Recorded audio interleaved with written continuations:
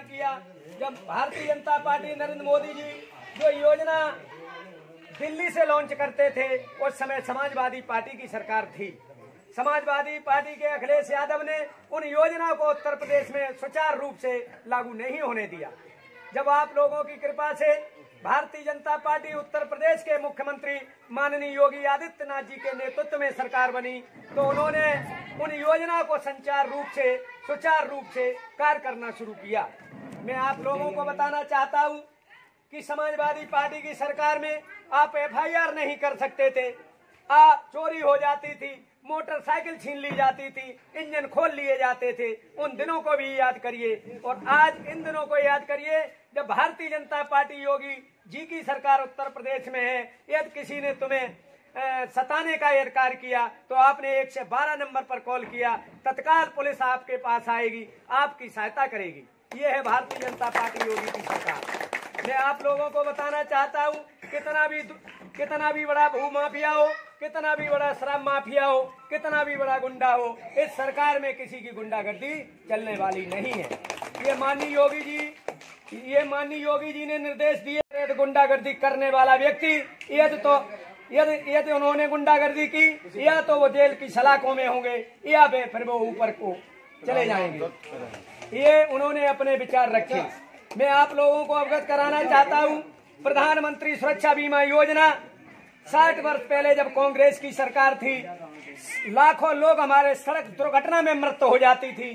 किसी प्रधानमंत्री ने ये विचार नहीं किया कि उनके परिवार के लोगों का पालन पोषण कैसे होगा। तो माननीय मोदी जी ने सोचा कि प्रधानमंत्री सुरक्षा बीमा योजना लागू की, प्रधानमंत्री दुर्घटना बीमा योजना लागू की। एक में 330 रुपए पूरी साल में जमा होता है, एक में पूरी साल में 12 रुपए जमा करना पड़ता है। आप तमाकू दिन भर खाते हो, करीब 50 से लेकर 100 रुपए की तमाकू और बीड़ी पी जाते हो, शराब पी जाते हो। माननीय प्रधानमंत्री मोदी जी के नेतृत्व में ऐसी ये योजनाएं चलाई जा रही हैं जिससे आपके आने वाले भविष्य में परिवार का लाभ होगा। उन्होंने जीरो बैलेंस खाता जो खुलवाए, कभी किसी सरकार ने नहीं खुलवाए।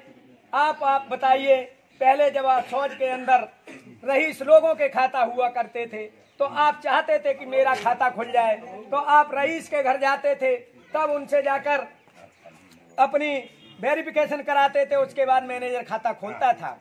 वो भारत के प्रधानमंत्री जो गरीबों के मसीहा, किसानों के मसीहा माननीय नरेंद्र भाई मोदी जी ने जीरो बैलेंस पर फ्री खाता खुलवाए हैं। ये पूरे देश के अंदर खुलवाए हैं। आप लोगों को बताना चाहता हूँ, जो गरीब हमारे थे, किसान थे, दुबले थे, पिछड़े थे, वो अपना इलाज किसी हॉस्पिटल में फ्री नहीं करा पाते थे। अपना इलाज कराने के लिए गांव के एक रईस से पैसा लेना पड़ता था।